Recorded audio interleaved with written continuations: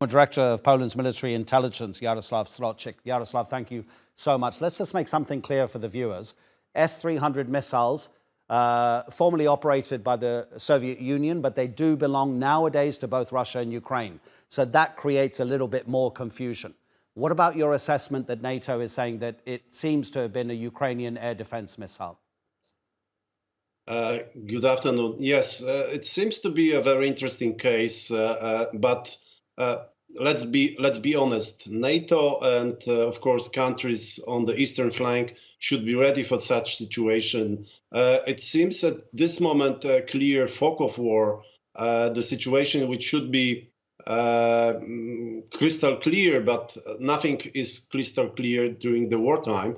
But as you said, the S-300 system is used by both nations.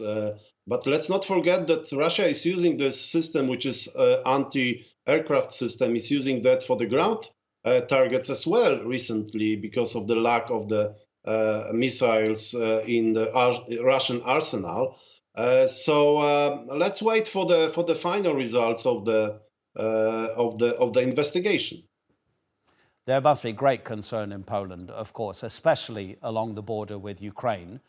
A German government spokesperson has said a few hours ago that the government in Berlin will not support the idea of a no-fly zone. So how best to protect NATO's eastern flank from the fallout of the war? Of course, there are some possible movements that could strengthen the eastern flank, Polish border, but also the Baltic countries might also face such situation. Let's go back to 2012 and the situation in Turkey border with Syria.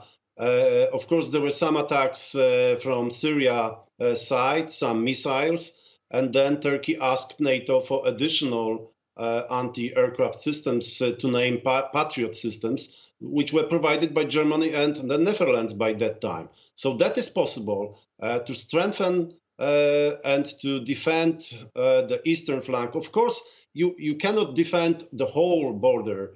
Such incidents might happen in the future, but NATO should send clear signal that it's ready to defend borders, the airspace coming from anything coming from the east. Let's be clear, it's caused by Russia. The 100 rockets, missiles that were sent towards Ukraine yesterday might create that situation which happened in Poland yesterday. Jaroslaw, could you give us a general assessment of how you see the war developing as winter becomes harsher and colder?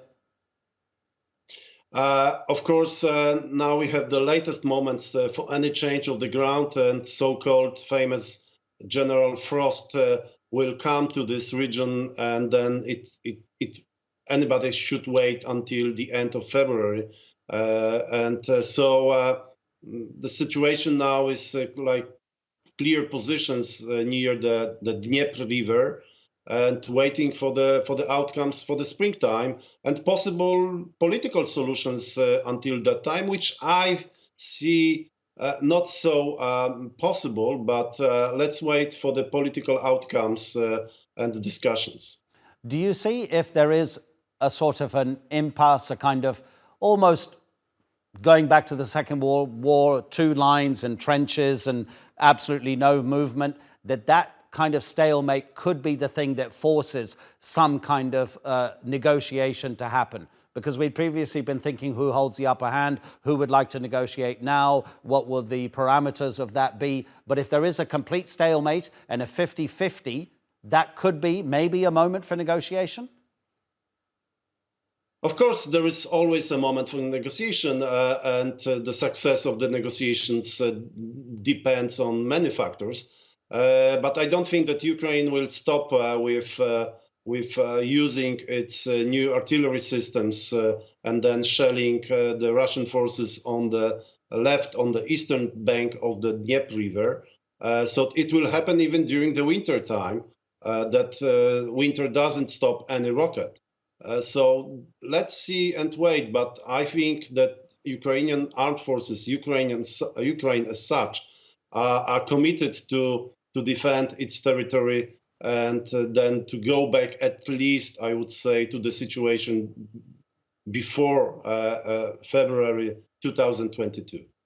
Jaroslaw, you know we always appreciate it. Thank you so much indeed. Jaroslaw so much. Strozyk in Poland.